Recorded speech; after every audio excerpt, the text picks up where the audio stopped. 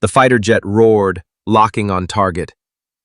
Then a voice, calm and clear, sliced through the comms. "Stand down immediately." Fingers froze on weapons controls. The chase ended, not by choice, but by a command that defied everything. Air traffic control usually hummed with predictable patterns. Sarah Jenkins, a controller with decades of experience, watched her screen. A new blip appeared. It wasn't a recognized commercial flight, nor a known military asset, just a solitary, fast-moving dot, high above a restricted zone. No transponder signal, no flight plan. Hails went unanswered. The craft moved with impossible precision, too swift for civilian models, too quiet for anything on record. Jenkins felt a cold prickle of unease. This wasn't a simple mistake. It defied all standard protocols. She elevated the alert, first to her supervisor, then to regional command. The blip held its unwavering course, a phantom signature in the digital space. Every attempt to identify or communicate with it failed. Tension mounted within the control center. This represented a direct breach, a severe compromise of national airspace. Orders from high command arrived swiftly. Intercept and identify. Two of the nation's most advanced interceptor jets, codenamed Shadowhawks, launched from a nearby airbase. Their mission brief was unambiguous: force the unknown craft to land. The fate of the mysterious blip, and potentially broader implications, now rested on the capabilities of those two powerful machines.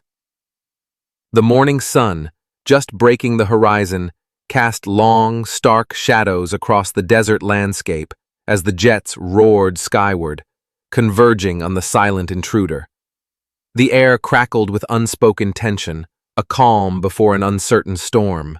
This wasn't just a flight anomaly, it was an unprecedented challenge to established order.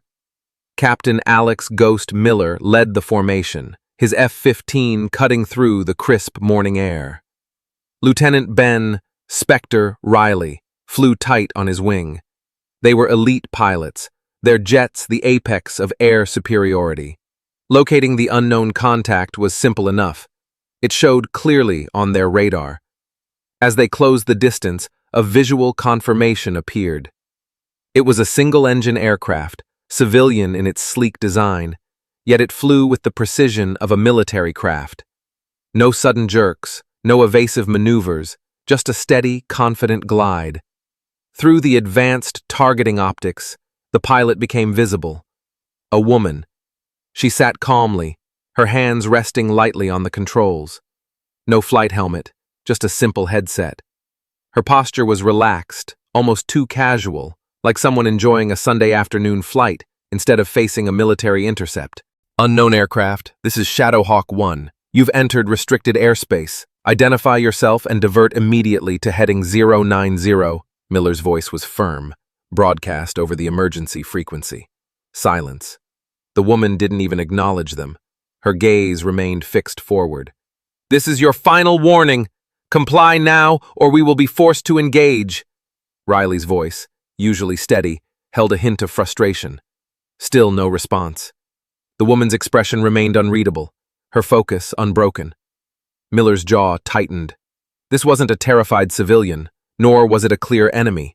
This was something entirely unprecedented. They shifted into a tight intercept formation, boxing the craft in, cutting off any escape.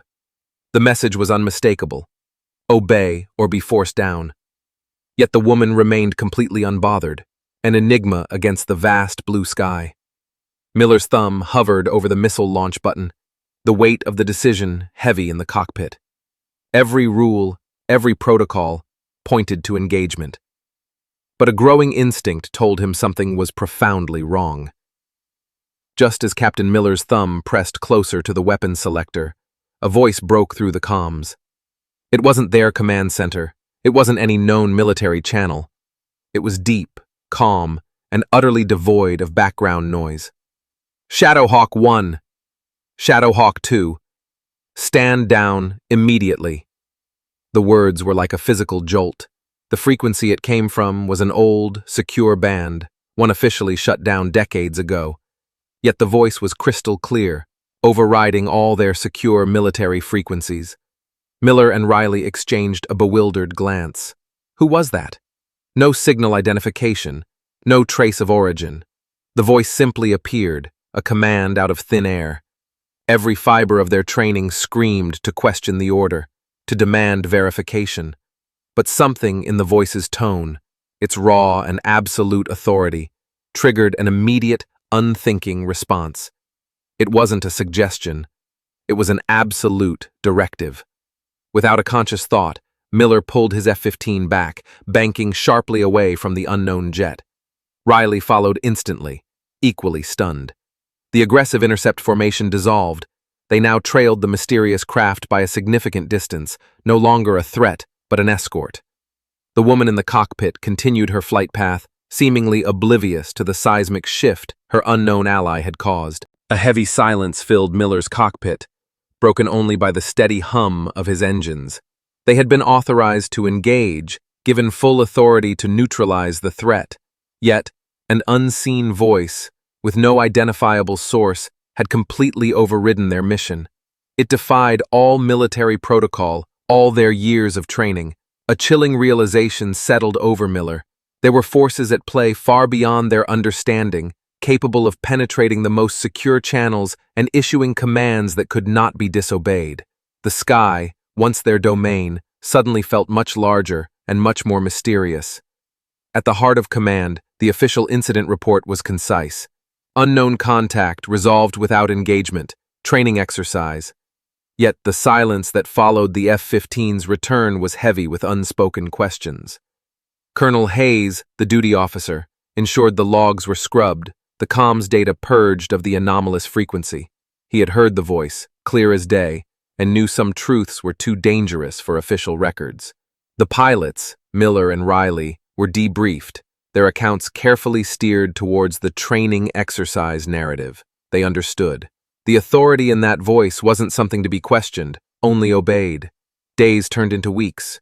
A subtle shift began to ripple through the air defense protocols. No official memo, no new directive. But in the quiet conversations between shifts, a new caution emerged. Any new, untransponding blip, even a minor one, now triggered an immediate, almost instinctive double-check. "Wait," someone would say. "Make sure it's not them." The memory of that voice, its unassailable command, lingered in the control room, a phantom presence. Meanwhile, deep within the classified archives, a senior analyst, Dr. Evelyn Reed, noticed a pattern, not in new data, but in the sudden, unexplained closure of several old, dormant files. Files related to executive override protocols and ghost contingency operations from decades past. These were projects so deeply buried, they were almost mythical. She found no direct links to the recent incident, but the timing of their closure, coinciding with the Shadowhawks encounter, was too precise to be coincidence.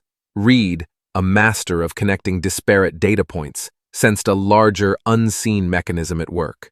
The official silence was deafening, but the subtle tremors in the system spoke volumes. A new, unwritten chapter had begun in the history of air defense, dictated by a power that remained unseen, yet undeniably present. Some stories whisper of power that reshapes the world, not with explosions, but with a single word. If you're ready to hear more tales where silence holds the sky and unseen forces rewrite the rules, subscribe to Quiet Soldier Stories.